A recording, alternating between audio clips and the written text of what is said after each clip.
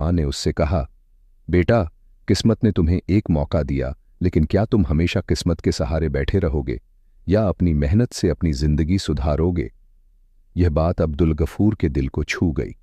उसने सोचा कि अगर वह सच में कोई हुनर सीखे और मेहनत करे तो हमेशा सफल रह सकता है, न कि सिर्फ किस्मत के भरोसे।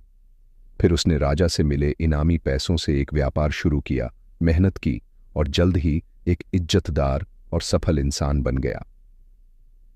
यह कहानी हमें सिखाती है कि सिर्फ किस्मत के भरोसे रहना समझदारी नहीं, बल्कि मेहनत और लगन ही असली सफलता की कुंजी है।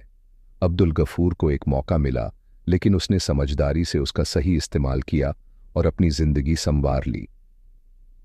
हमें भी चाहिए कि हमारी सफलता सिर्फ किस्मत पर निर्भर न हो, बल्कि मेहनत, बुद्धिमानी और लगन से हम अपने जीवन में आगे बढ़ें, क्योंकि किस्मत हमेशा साथ नहीं देती, लेकिन मेहनत का फल जरूर मिलता है।